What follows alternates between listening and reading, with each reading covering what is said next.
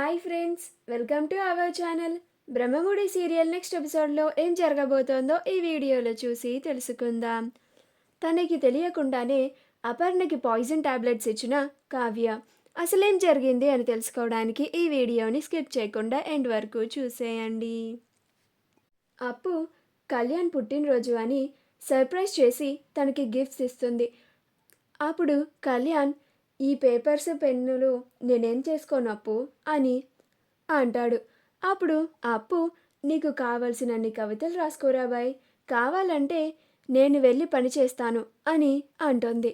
అప్పుడు కళ్యాణ్, నీకెన్నిసార్లు చెప్పాలి అప్పు, నువ్వు ఎక్కడికి వెళ్ళి పని చేయాల్సిన అవసరం లేదు, నిన్ను నేను పోషించుకోగలను అని అంటాడు. ఇంకొకసారి నువ్వు ఆ మాట అనను అని నాకు మాట ఇవ్వు అని అంటాడు. అప్పుడు అప్పు, అరే ఏంట్రా బాయ్, ఇంత చిన్నదానికి కూడా మాట తీసుకుంటా అంటున్నావు అని అంటుంది. అప్పుడు కళ్యాణ్, నువ్వు ముందు మాట ఇవ్వు అప్పు, ఇప్పటికే నువ్వు వద్దు అన్నా కానీ చాలాసార్లు ఈ మాట అన్నావు అని అని అంటాడు. అప్పుడు అప్పు, సరేరా బాయ్, ఇంకొకసారి అలా అనను అని కళ్యాణ్కి మాట ఇస్తుంది. అప్పుడు కళ్యాణ్, ఇప్పుడు నాకు హ్యాపీగా ఉంది అని అంటాడు. అప్పుడు అప్పు, అసలు అనుకున్నది సాధించేదాకా ఊరికే ఉండవు కదా అని అంటుంది. సరే సరే, ఇప్పటికే లేట్ అయిపోయింది, త్వరగా పడుకుందాం పదకవి, రేపు ఉదయాన్నే లేచి గుడికి వెళ్దాం అని అంటుంది. అప్పుడు కళ్యాణ్, అలాగే పొట్టి అని వాళ్ళిద్దరూ నిద్రపోతారు. మరుసటి రోజు ఎప్పటిలాగే కావ్య ఉదయాన్నే లేచి అందరికీ కాఫీ పెట్టి ఇస్తూ ఉంటుంది. అప్పుడు రాజ్, పిన్ని, ఈరోజు మన కళ్యాణ్ పుట్టినరోజు గుర్తుందా అని అంటాడు. అప్పుడు ధాన్యలక్ష్మి, గుర్తుంది రాజ్, అలా ఎలా మర్చిపోతాను అని అంటుంది. అప్పుడు రాజ్, అంత దిగాలుగా మాట్లాడుతున్నావేంటి పిన్ని అని అంటాడు. అప్పుడు ధాన్యలక్ష్మి, మరి ఏం చేయమంటావు రాజ్, నా కొడుకు నా కళ్ళ ముందు లేడు కదా, అందుకని అలా మాట్లాడుతున్నాను అని అంటుంది. అప్పుడు రాజ్, నువ్వలా దిగాలు పడాల్సిన అవసరం లేదు పిన్ని, ఈరోజు మనం కళ్యాణ్ని చూడడానికి వాళ్ళ ఇంటికి వెళ్ళొద్దామా అని అంటాడు. అప్పుడు ధాన్యలక్ష్మి, నేను ఆ అప్పు ఉన్న చోటకి అస్సలు రాను అని అంటుంది. అప్పుడు రాజ్, సరే అయితే ఈరోజు కళ్యాణ్ పుట్టినరోజు కాబట్టి ఎప్పటిలాగానే మనం ప్రతి సంవత్సరం చేసేలాగానే గుళ్ళో పూజకి అన్నదానానికి ఏర్పాట్లు చేయించాను, మనమందరం ఇప్పుడు గుడికి వెళ్తున్నాం అని అంటాడు. అప్పుడు ఇందిరాదేవి, అలాగైతే మరి అందరూ త్వరగా రెడీ అయి రండి అని అంటుంది.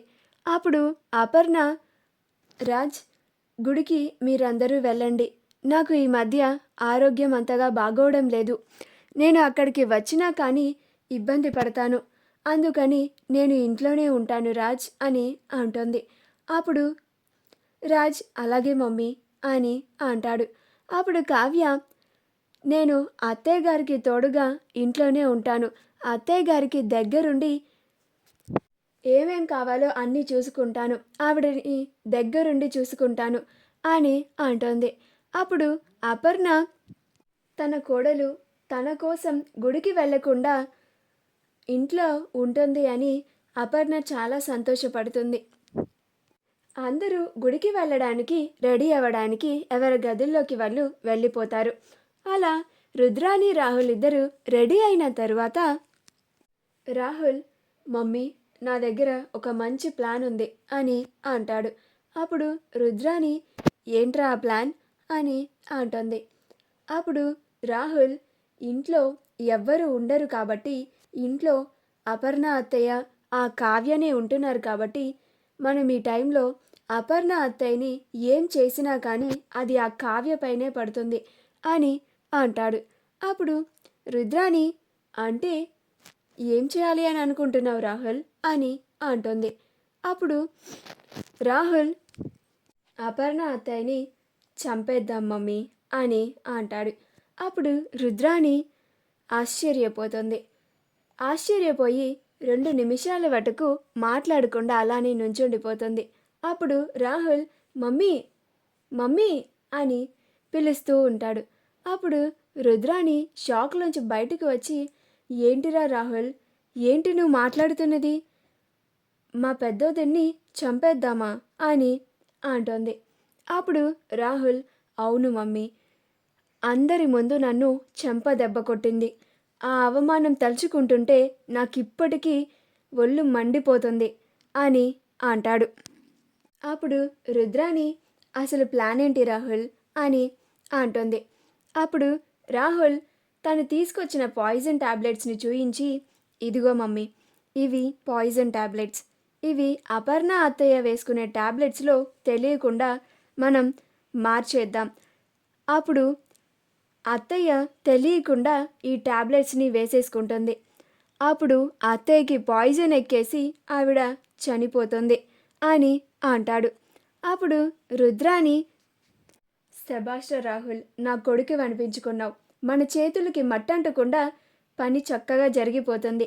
వెంటనే ఈ టాబ్లెట్స్ని నేను వెళ్ళి మీ అపర్ణ అత్తయ్య వేసుకునే టాబ్లెట్స్లో మార్చేసి వస్తాను అని రుద్రాణి ఆ టాబ్లెట్స్ని తీసుకొని ఎవరు చూడకుండా అపర్ణ వేసుకునే టాబ్లెట్స్లో మార్చేసి సైలెంట్గా వచ్చేస్తుంది. రుద్రాణి తిరిగి తన గదికి రాగానే రాహుల్, మనం అనుకున్నట్లుగానే వెళ్ళి నువ్విచ్చిన టాబ్లెట్స్ని మీ అపర్ణ అత్తయ్య వేసుకునే టాబ్లెట్స్లో రీప్లేస్ చేసి వచ్చాను. ఇక మీ అత్తయ్య పిచ్చి దానిలాగా మనం ఇచ్చింది పాయిజన్ టాబ్లెట్స్ని తన వేసుకునే టాబ్లెట్స్ అనుకొని వేసేసుకుంటుంది. అంతే చాలు, మన చేతికి మట్టంటకుండా మన పని జరిగిపోతుంది అని అంటుంది. అప్పుడు రాహుల్ అవును మమ్మీ, ఇక ఇప్పటితో ఆ అపర్ణ అత్తయ్య పీడ మనకి విరగడైపోతుంది. ఇక ఈ ఇంట్లో ఒక వికెట్ డౌన్ అయిపోతుంది, మనకి చాలా వరకు పని అయిపోయినట్టే అని అంటాడు. అప్పుడు రుద్రాణి అవును రాహుల్, ఎలాగో కావ్య ఒక్కతే అపర్ణ వదినని చూసుకోవడానికి ఇంట్లో ఉంది కాబట్టి నాకు తెలిసి కావ్య దగ్గరుండి అపర్ణకి ఆ టాబ్లెట్స్ వేస్తుంది కూడా. పాపం పిచ్చిది, తెలియకుండా వాళ్ళ అత్తయ్య గారికి పాయిజన్ ఇచ్చేస్తుంది. ఇది మనం అడ్డు పెట్టుకొని కావ్యని కావాలని అపర్ణ అత్తయ్యని చంపాలని ఇలా ప్రయత్నించింది అని నిందలు మోపచ్చు. ఇక అదంతా నేను చూసుకుంటాను కదా అని అంటోంది.